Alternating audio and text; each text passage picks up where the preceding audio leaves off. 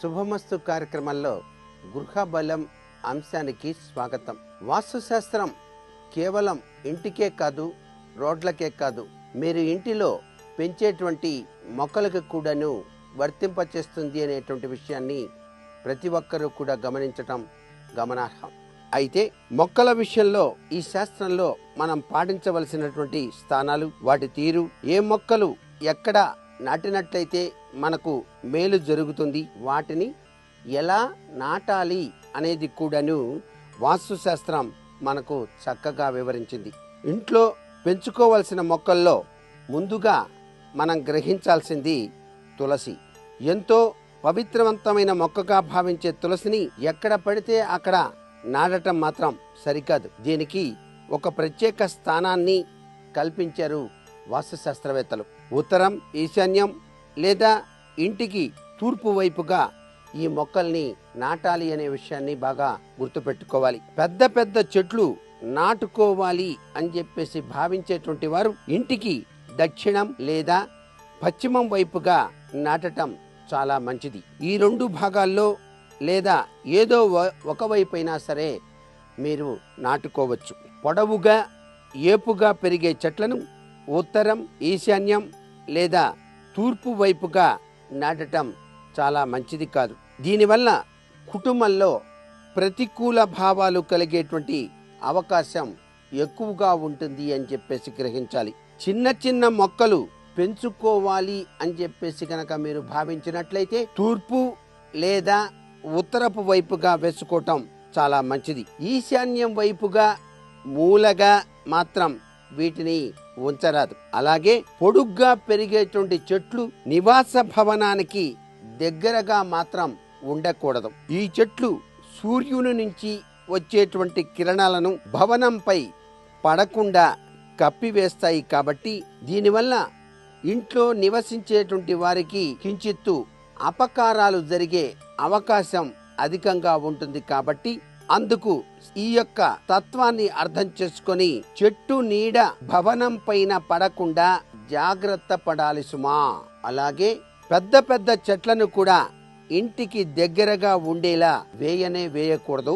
వీటి వేర్లు ఇంటి కాంపౌండ్ గోడ, భవన పునాదులకు నష్టాన్ని కలిగించడానికి ఆస్కారాలున్నాయి. వీటితో పాటు ఈ చెట్లు సూర్యుని నుంచి వచ్చేటువంటి ఆ యొక్క అమృత కిరణాలను అతి తొందరగానే గ్రహించి వేస్తాయి.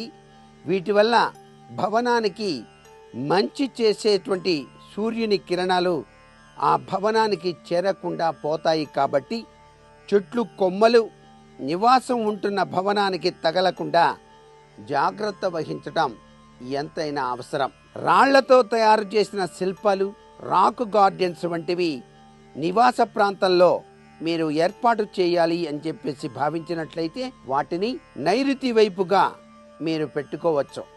ఎందుకంటే అవి ఎక్కువ బరువును కలిగి ఉంటాయి. అందుకే వాటికి అటువైపు స్థానం కల్పించాల్సి ఉంటుంది సుమా. ముళ్ళజాతి మొక్కలు అంటే నాగజముడు, కలబంద వంటి మొక్కలు ఇంటికి సమీపంగా మాత్రం పెట్టకూడదు. కాక్టస్ జాతి మొక్కలు కూడా ఇంటికి దగ్గరగా మాత్రం నాటకండి. ముళ్ళు కలిగిన మొక్కలు మీ ఇంటికి వ్యతిరేక ఫలితాల్ని కలిగించడంలో ముందుంటాయి అనే విషయాన్ని గుర్తించండి.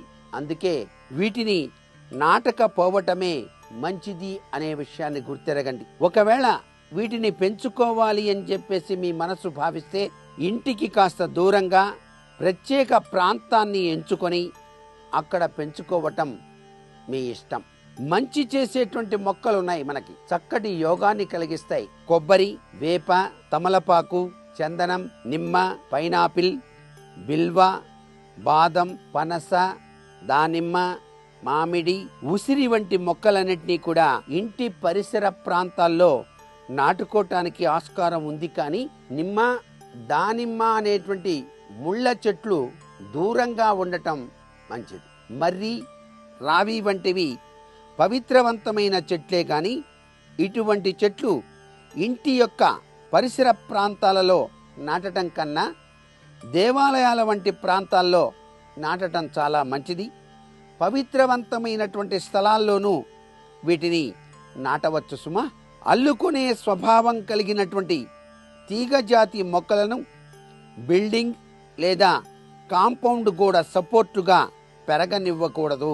ఇటువంటి మొక్కలు కేవలం తోటలలో మాత్రమే పెంచుకోవాలి. అలాగే వీటిని ఇంటి పరిసర ప్రాంతాల్లో పెంచుకోవాలనుకుంటే వీటికి ప్రత్యేకంగా ఏర్పాటు చేసిన ప్రాంతంలో మాత్రమే పెరిగేలా చేయాలి. పందిరి వేయటం వంటివి చేయాలి. ఏదైనా ఒక చెట్టును ఇంటి పరిసర ప్రాంతాల నుండి తొలగించాలి అని చెప్పేసి మీరు అనుకుంటే, ఏదైనా నష్టదాయకం ఉన్నా లేదా మరే కారణంతోనైనా సరే వాటిని కేవలం మాఘం లేదా భాద్రపద మాసాల్లోనే తొలగించాలి అనే విషయాన్ని గుర్తెరగాలి. చెట్లను నరికే ముందు రోజు దానికి పూజ చేయాలి.